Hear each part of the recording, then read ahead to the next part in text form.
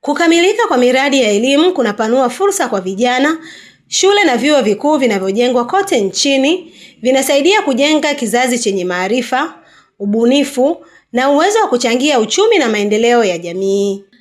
Akizungumza mara baada ya kukagua maendeleo ya ujenzi wa Chuo Kikuu cha Mzumbe tawi la Tanga, mwenyekiti wa kamati ya kudumu ya Bunge Elimu, Utamaduni na Michezo, Husna Sekiboko, amesema pamoja na jukumu la kamati kuhakikisha serikali inapeleka fedha kwa wakati ili kukamilisha miradi ya elimu, pia ametoa wito kwa wawekezaji kujitokeza kuwekeza katika eneo hilo la Chuo Kikuu cha Mzumbe. Mtiririko wa fedha ni mzuri, unakwenda vizuri, fedha zinakuja, lakini sisi kama kamati ya kudumu ya Bunge ambao tumekasimiwa kazi ya kuchakata bajeti ambayo iko chini ya Wizara ya Elimu, Sayansi na Teknolojia, tutakuwa na jukumu kubwa la kuhakikisha kwamba tunahakikisha serikali inaleta fedha iweze kukamilisha chuo hiki hata na vyuo vingine ambavyo tunaendelea kuvitembelea katika ziara yetu hii ya kibajeti.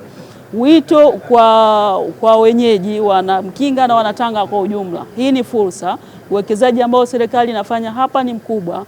Maeneo yote ambayo yametuzunguka hapa bado ni mapori, yanahitaji uwekezaji.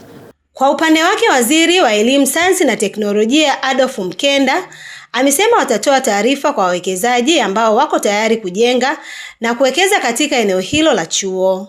Wizara ya Elimu, Sayansi na Teknolojia tutatoa taarifa hii kwa wawekezaji wote katika sekta ya elimu ambao wako serious, wasio kachukua maeneo wakahatamia wakakaa nayo, ambao wako tayari kujenga kitu ambacho ni cha maana, kukidhi matakwa na kiu ya Wanatanga na ya Wanamkinga, waje wawekeze hapa.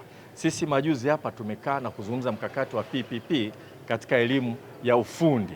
Nadhani tutajaribu kuhimiza baadhi ya wawekezaji wa ufundi ambao watataka kufanya chini ya utaratibu wa PPP waje hapa kuzungumza na halmashauri, wapewe maeneo kwa ajili ya kujenga sekondari ambazo ni nzuri, kubwa, za bweni, zenye karakana na mashine ya kisasa. Mujibu wa mpango ambao tunao kama chuo, mwaka ujao wa kitaaluma unaoanza Novemba mwaka huu, tunatarajia kuanza kudahili wanafunzi kwa mara ya kwanza kwenye program tofauti, na program ambazo tutadahili hapa ni zile ambazo tumezifanyia utafiti kwa maeneo haya ya Tanga ambazo zina meet soko la Tanga, lakini pia shughuli mbalimbali za kijamii na za kiuchumi za hapa Tanga, ikiwemo shughuli za utalii, mambo ya mazingira, mambo ya teknolojia. Ujenzi wa Chuo Kikuu cha Mzumbe tawi la Tanga umefikia 80% na unatarajiwa kukamilika ifikapo mwezi Mei na kuanza udahili mwezi Novemba mwaka huu. Kutoka Mkinga, Raisa Said, Clouds Habari.